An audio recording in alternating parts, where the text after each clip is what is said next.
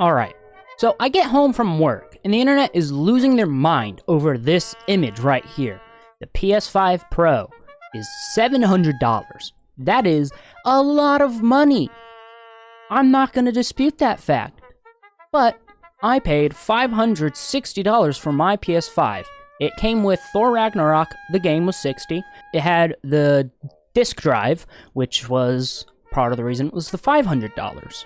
The PS5 launched at $500, and the PS5 Pro is going for $700. So that is a $200 difference. But the difference from a PS4 Pro and a PS4 is a $100 difference. So between the two Pros, there's a $100 difference in the increase. And for some reason, that $100 difference sticks around. So I understand that this does not have disk drive. People are upset. Why would Sony take away the disk drive? Because 80% of their sales were digital. Digital is taking over. People don't want to accept this fact that digital is taking over. People don't use discs. They want the convenience. Unfortunately, as a hardcore gamer like myself, I like disk drives. I wish my computer had a disk drive. Let's look at inflation, because that is the primary thing, is inflation. That's mostly what's happening. So look at PS4 Pro, $399 in 2016. So $399 in 2016 would get you $522, which is a very close number. Funny how that works. But it's not perfect, because things have not stayed the same. Video games have increased from $60 to $70, which is approximately a 17% increase. So if we take our $522 console and increase it by that 17% increase for the entirety of the gaming industry, that is increased 17% due to video games being harder and more expensive to make, then the price comes out even closer to the anticipated price of a PS5 Pro. You see what I'm getting at? Everything is more expensive because of inflation.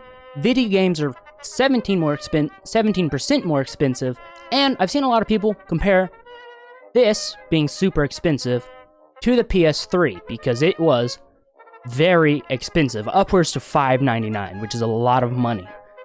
But this is not as expensive as a PS3 for good reason. So the PS3 came out in 2006, was it? Yep, 2006. So 2006, $599 in 2006 is a whopping $934 nowadays. So $944. Nowadays, that would be a $1,100 console if the PS3 came out today. So it is nowhere near as expensive as the PS3 for good reason, because the PS3 is literally 3 consoles in one console. It is a PS1, a PS2, a PS3, and it is also a Blu-ray player. That's why it's so expensive. So, how do you cut cost? Well, you get rid of the support of PS1 and 2, and then the price drops. But then people are upset at lack of features. The features that made it expensive. And that's basically what's happening here. Lack of features. I want my disk drive. The disk drive that is going out of date. I want my fully backwards compatible. Well, it's mostly backwards compatible with the PS4. And that's the only thing I can think of for that $100 increase that I cannot find. That $100 difference that I cannot find is probably just because it plays most PS4 games, it seems. Not all of them, of course, but welcome to modern day. And it sucks. And yeah, I wish you could go back. But ultimately, their price isn't far off, because like I said, if we take this, if we take that price... Oh, shut up. If we take that price, it's only $100 extra than what you would expect for this Pro when you do the math. They're not far off. The market's changed. The economy is destroyed. Life sucks. And you don't own anything you buy.